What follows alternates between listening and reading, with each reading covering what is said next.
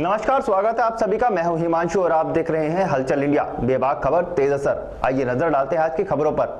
UP के cabinet गन्ना मंत्री सुरेश राणा आज शामली पहुंचे, जहां मुख्यमंत्री के निर्देश का पालन करते हुए गन्ना मंत्री सुरेश राणा ने जनता दरबार लगाया है। सूबे के मुखिया ने सभी मंत्री व विधायकों को तहसील दिवस में जनता दरबार के निर्देश दिए हैं और लोगों की समस्याओं को सुनकर उनका निस्तारण करने का भी आदेश दिया है। उसी को लेकर बीजेपी के मंत्री विधायक बड़ी मुस्तैदी से निर्देशों का पालन कर रहे हैं और जनता दरबार लगाकर समस्याएं लेकर पहुंचे लोगों की समस्या का निस्तारण कराया जा रहा है। बीजेपी का कद्दावर नेता सुरेश राणा अपने गृह जनपद में ठहरे हैं और पिछले 8 दिनों से लगातार जनता दरबार लगा रहे हैं। जनता दरबार के माध्यम से लोगों की समस्याओं को सुना जा रहा है और तत्काल प्रभाव से उनकी समस्याओं को दूर किया जा रहा है। तहसील दिवस में पहुंचकर कैबिनेट मंत्री सुरेश राणा ने जन सुनवाई की है। इस दौरान जिले में जिला अधिकारी और एसपी सहित तमाम अधिकारी मौके पर मौजूद रहे, जहां पर मंत्री सुरेश राणा ने केंद्र व प्रदेश सरकार की योजनाओं का बखान किया और प्रदेश सरकार द्वारा पारित योजनाओं को तेजी से पूरा करने का प्रशासन को निर्देश जारी किए। कैबिनेट मंत्री सुरेश राणा का कहना है कि ग्राम सचिव की समय प्रणाली के अनुरूप उपलब्धता तो निश्चित रूप से लोगों को बहुत आसानी होगी। इसके अलावा हमारी जो जमीनें गौशालाओं के आसपास हैं, उनमें समय सीमा से बुआई हो ताकि जो हरा चारा अन्य खाद की व्यवस्था हो और मुख्यमंत्री जी की जो मंशा है कि लोक कल्याण के कार्यक्रम घर घर तक पहुंचे, उन तमाम विषयों पर बहुत गहराई से वार्ता की जा रही है। जिले के डीएम, सीडीओ व तमाम अधिकारी मौके पर हैं और जन समस्याओं का मौके पर ही निस्तारण किया जा रहा है। उत्तर प्रदेश के यशस्वी मुख्यमंत्री आदरणीय योगी आदित्यनाथ जी के निर्देश पर पुनः तहसील दिवस का अभियान शुरू हुआ है। आज इसकी शुरुआत है और हम यहाँ शामली कलेक्ट्रेट में बैठे हुए हैं, तमाम अधिकारी हैं और सुबह से लेकर के अब तक लगातार जिन लोगों की भी समस्याएं हैं, उन तमाम समस्याओं का निस्तारण अधिकारियों के द्वारा मौके पर ही किया गया है। मेरे द्वारा भी तमाम अधिकारियों से संवाद कर माननीय मुख्यमंत्री जी की मंशा के अनुरूप, जैसे उनका मत है कि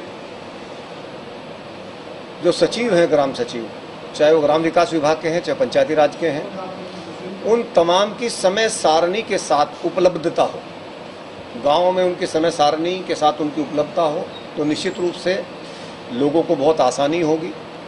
इसके अलावा जो हमारी बहुत सारी ज़मीनें गौशाला के आसपास हैं, उन तमाम गौशालाओं में तय किया गया है कि समय से उनकी बुआई, उनमें हरा चारा, अन्य घास की व्यवस्था हो, मनरेगा का सहयोग उसमें लिया जाए और शामली जनपद में बहुत अच्छे से लिया गया है।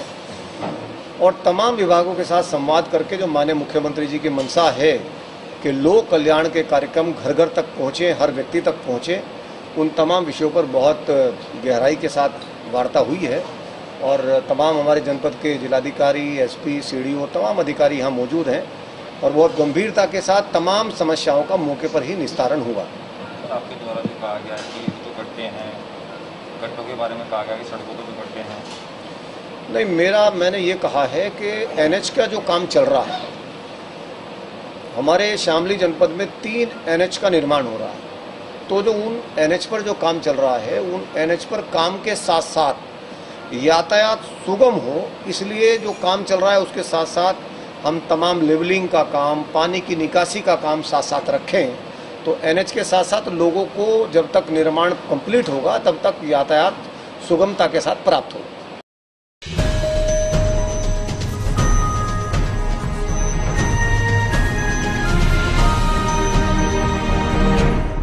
जनपद शामली के कैराना में राष्ट्रीय किसान मोर्चा ने केंद्र सरकार द्वारा पारित अध्यादेशों को किसान विरोधी बताते हुए उन्हें वापस लेने की मांग की है। इस बाबत राष्ट्रपति को संबोधित ज्ञापन एसडीएम को सौंपा गया। दरअसल आपको बता दें कि जनपद शामली के कैराना में राष्ट्रीय किसान मोर्चा के तहसील अध्यक्ष प्रमोद कुमार के नेतृत्व में कार्यकर्ता तहसील मुख्यालय पर पहुंचे, जहां उन्होंने महामहिम राष्ट्रपति को संबोधित ज्ञापन एसडीएम उद्भव त्रिपाठी को सौंपा। ज्ञापन में बताया गया कि केंद्र सरकार द्वारा 3 अध्यादेश, कृषि उत्पाद व्यापार एवं वाणिज्य अध्यादेश 2020, मूल्य आश्वासन और कृषि सेवाओं के करारों के लिए किसानों का सशक्तिकरण और संरक्षण अध्यादेश 2020 व आवश्यक वस्तु अधिनियम 1955 में संशोधन पारित किए हैं। उन्होंने बताया कि अध्यादेश किसान विरोधी हैं, जिसका वह चरणबद्ध तरीके से विरोध भी करते चले आ रहे हैं। उन्होंने 5 जून 2020 को पारित किए गए किसान विरोधी अध्यादेश वापस लेने की मांग की है। राष्ट्रीय किसान मोर्चा के बैनर पे हमने राष्ट्रपति जी को ज्ञापन सौंपा है एसडीएम साहब के माध्यम से।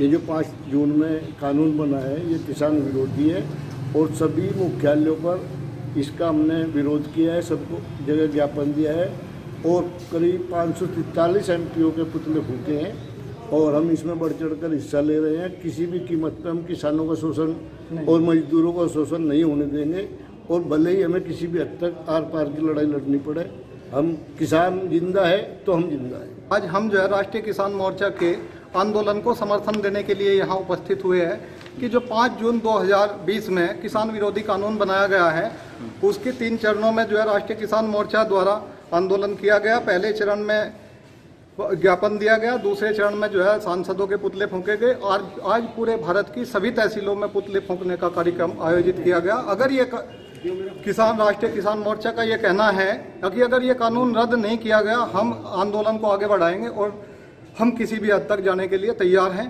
क्योंकि किसान अगर ठीक रहेगा, किसान अगर अन्नदाता है, हम सबका पेट पालता है, तभी हम जो है जिंदा रह सकते हैं। अगर किसान मरेगा तो सभी लोग मरेंगे। हम किसान की इस आंदोलन में किसानों के साथ तन मन धन से उनके साथ हैं। अभी आपने जो ज्ञापन दिया है, ये ज्ञापन में और क्या मांग रही है इससे अलावा? भाई ज्ञापन में ये मांग है कि जो किसान विरोधी कानून बनाया गया, एक तो जो मंडियां समाप्त करने की सरकार की जो रणनीति है वो गलत है, क्योंकि जो पिछली सरकारों ने मंडियां बनाई थी उससे किसानों को फायदा हुआ है, उससे जो छोटे मजदूर है, छोटे किसान हैं, उनको फायदा हुआ है। लेकिन अगर मंडी समाप्त होगी तो नुकसान होगा। अगर आपकी मांगे पूरी ना हुई तो आगे का क्या रणनीति होगी? वो तय किया जाएगा, जैसा भी जो है राष्ट्रीय किसान मोर्चा और जो ऑफशूट संगठन, जो हमारे समर्थक, जो समान विचारधारा के संगठन है, सबको साथ लेके पूरे भारत में जन आंदोलन किया जाएगा।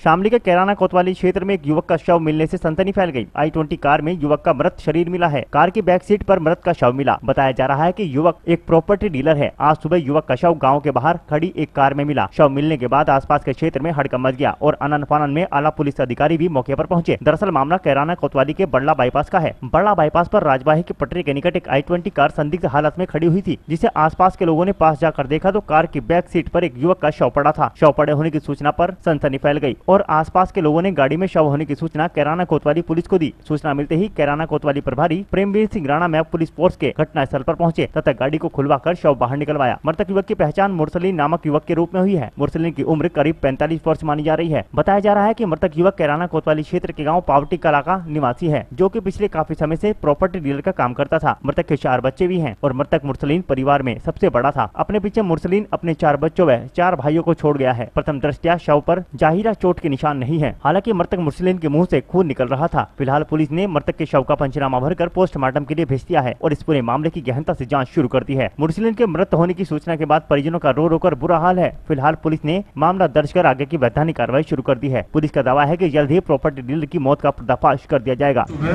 थाना कैराना क्षेत्र के ग्राम बराला से एक सूचना प्राप्त हुई थी कि ग्राम बराला के जंगलों में एक सफेद रंग की i20 कार पिछली सीट पर एक व्यक्ति मृत अवस्था में पड़ा है।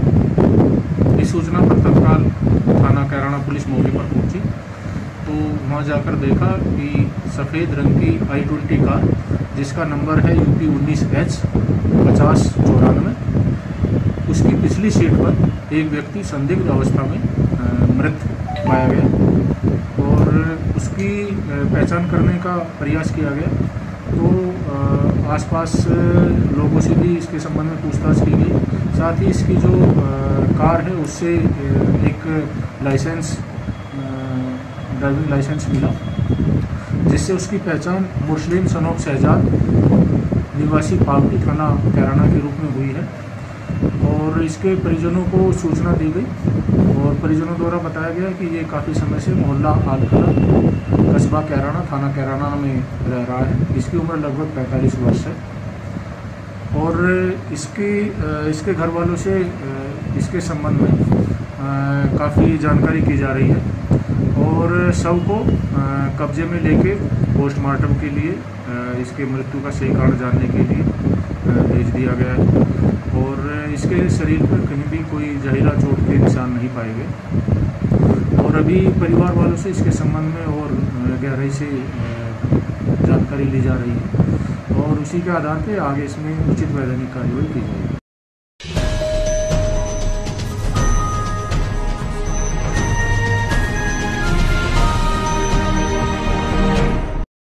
आज के बुलेटिन में इतना ही। कल फिर होंगे हाजिर कुछ नई और ताजा खबरों के साथ। देखते रहिए हलचल इंडिया, बेबाक खबर तेज असर।